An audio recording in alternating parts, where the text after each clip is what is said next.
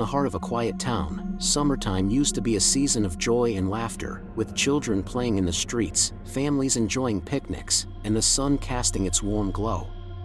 But this summer, an eerie darkness descended upon the town, casting a sinister shadow over its once vibrant atmosphere. As the days grew longer and the temperature soared, an unnatural heat wave gripped the town. The air became heavy and stifling, causing discomfort and unease among the townspeople. But it wasn't just the heat that was unsettling, there was an inexplicable tension in the air, as if an ominous presence was lurking just beyond the edges of perception. The first signs of something amiss appeared at the local lake, where families had always gathered to cool off during the summer months. The water, once crystal clear and inviting, began to take on a murky and foreboding hue. Swimmers reported strange sensations, as if unseen hands were pulling at their ankles, dragging them into the depths. The lifeguards dismissed their claims, attributing the incidents to exhaustion and heat stroke. As the weeks passed, whispers of unusual occurrences spread throughout the town. People reported hearing faint whispers carried on the wind, words that seemed to promise unimaginable horrors. Some claimed to have seen flickering shadows in the corners of their vision, vanishing as soon as they turned to look. Nightmares plagued the town's inhabitants, vivid and disturbing visions that left them waking in cold sweats. One by one, people began to change. Friends and family members grew distant, their once bright eyes now dull and vacant. Laughter was replaced by hushed conversations and fearful glances exchanged in secret.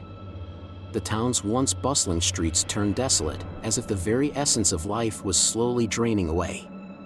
One fateful evening, as the sun dipped below the horizon, a blood-red moon rose in its place. Its eerie glow illuminated the town in an otherworldly light, casting long, twisted shadows that danced and writhed across the buildings. A low, mournful howl echoed through the streets, chilling the bones of anyone who dared to listen. In the days that followed, the town's residents began to vanish without a trace. Each morning, the townspeople would awaken to find yet another empty house, another missing friend. Panic spread like wildfire, and a sense of doom hung heavy in the air. People locked their doors, barred their windows, and huddled in fear, praying for salvation from whatever malevolent force had taken hold of their once peaceful town. In the heart of the town's central square stood an ancient oak tree, its branches twisted and gnarled, its roots sinking deep into the earth. Legend spoke of the tree as a gateway between worlds, a conduit for dark and forbidden magic.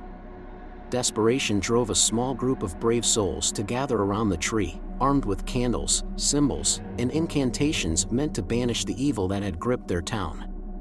As they chanted, the ground trembled beneath them, and the air grew thick with an almost tangible darkness. The tree's branches creaked and groaned, as if in protest, and a cold wind began to blow. Suddenly, the ground erupted, and a horrifying creature emerged, a nightmarish amalgamation of shadows and despair, its eyes glowing with a malevolent hunger. The battle that ensued was a struggle between light and darkness, hope and despair. The townspeople fought with all their might, wielding the strength of their collective will to repel the creature back into the void from whence it came.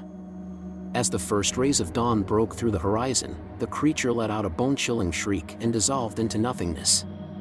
With the creature's defeat, the town slowly began to heal. The air grew lighter, the water in the lake cleared, and laughter returned to the streets. But the scars of that summer would never truly fade, and the memory of the horrors they had faced would forever haunt the townspeople's dreams. And so, the once idyllic summertime became a reminder that even in the brightest of seasons, darkness could descend, and that unity, courage, and hope were the only weapons against the deepest terrors that could grip a community's heart. As the scorching sun climbed higher in the sky, the small town of Willowbrook became enveloped in an eerie silence that sent shivers down the spines of its residents. Summertime had always been a time of joy and laughter, but this year was different. Unexplainable events began to unfold, casting a shadow over the once vibrant community. Children who used to play in the streets were now confined to their homes, their parents warning them of the dangers lurking outside. The town's lake, once a source of refreshment and joy, had turned into a murky abyss, swallowing anything that dared to venture too close. Swings swayed in the breeze without the touch of a human hand, creaking ominously as if echoing the whispers of restless spirits. The temperature soared to unbearable heights, yet the air was thick with an unsettling coldness that sent shivers down even the bravest souls. Nightfall brought no relief as an otherworldly fog rolled in, shrouding the town in a dense blanket of darkness. The moon's pale light struggled to penetrate the fog, casting eerie shadows that seemed to dance to a sinister rhythm. Local tales whispered of a curse that had befallen the town, a curse brought about by the heedless destruction of a sacred grove in the nearby woods. It was said that the spirits of those ancient trees had risen in anger, seeking revenge on those who had desecrated their home. Now, their vengeful presence hung heavy in the air, an oppressive weight that threatened to consume the town and its inhabitants.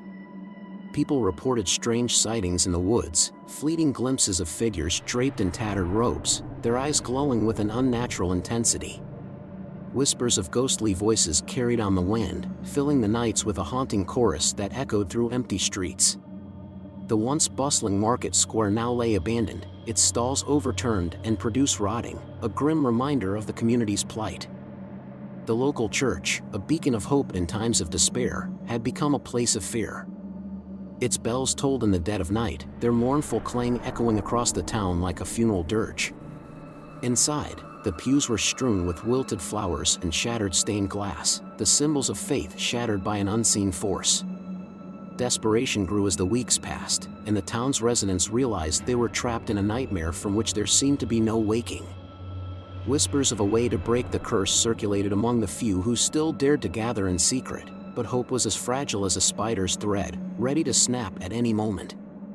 As summer dragged on, the town's once vibrant spirit seemed to wane, replaced by an overwhelming sense of dread. The sun, which should have been a source of warmth and light, now cast long, distorted shadows that twisted and contorted in ways that defied nature. The town's clock tower, once a symbol of punctuality, now struck at random hours, its chimes a discordant melody that struck terror into the hearts of those who heard it. And so, the long days of summer stretched on, each one bringing with it a deeper sense of unease and foreboding. The curse held its grip on Willowbrook, its origins lost in the mists of time, its intentions as murky as the lake that had become a symbol of the town's torment. And as the sun dipped below the horizon on the longest day of the year, the town held its breath, awaiting a resolution that might never come. The summer sun hung high in the sky, casting long shadows that seemed to reach out like skeletal fingers, as if trying to pull everyone into its suffocating heat. The air was heavy, a thick blanket that clung to skin and made every breath a struggle. The townspeople sought refuge indoors, where the air conditioning hummed like a distant funeral dirge. But there was no escape from the pervasive unease that settled over the town like a shroud. Children's laughter was replaced by an eerie silence, broken only by the occasional rustle of leaves in the wind. The once bustling streets now seemed deserted, with boarded-up windows and abandoned bicycles left to rust. As the days grew longer, so did the shadows. People whispered about strange occurrences, objects moving on their own, flickering lights, and a strange figure seen lurking in the woods at the edge of town.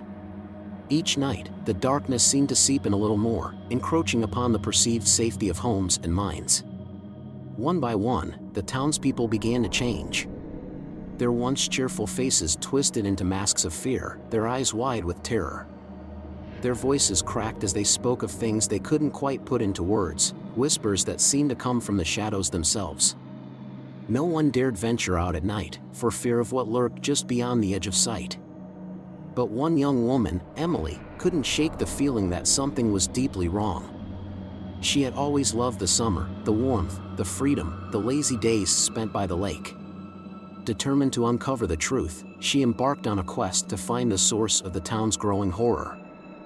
As Emily delved deeper into the mystery, she discovered an old legend that had been all but forgotten, the tale of the Summer Reaper, a malevolent spirit that emerged when the heat was at its most intense. It was said that the Reaper fed on fear and despair, using the oppressive heat as a conduit to infiltrate the minds of the unsuspecting. Armed with this knowledge, Emily sought out the help of the town's eldest resident, a wise woman named Agnes. Agnes revealed that the only way to banish the Summer Reaper was to confront it head-on, to face the fear that had consumed the town and break its hold over them. As the sun set on another sweltering day, Emily and Agnes ventured into the heart of the woods, the very place the Reaper was said to reside. The air grew colder as they walked deeper, and the trees seemed to close in around them like gnarled fingers. The ground felt soft and unstable, as if the very earth beneath their feet was conspiring to keep them from their goal. Finally, they reached a clearing bathed in moonlight. There, they saw it, a shadowy figure with glowing eyes, its form shifting and contorting like a nightmare. Emily's heart raced, her breath catching in her throat. But she remembered Agnes's words and drew upon her courage, stepping forward to face the entity. With every step, the Reaper's presence seemed to weaken, its grip on the town loosening. Emily spoke words of defiance, of hope, and of unity, calling upon the townspeople's shared memories of happier times. Slowly, the shadow began to dissipate, its power fading like mist in the morning sun. As the last remnants of the summer Reaper vanished, a cool breeze swept through the clearing, carrying with it a sense of relief and renewal. The moon shone brightly overhead, casting a gentle light on the two women who had stood against the darkness. Emily turned to Agnes, gratitude in her eyes, and knew that the town's nightmare was finally over.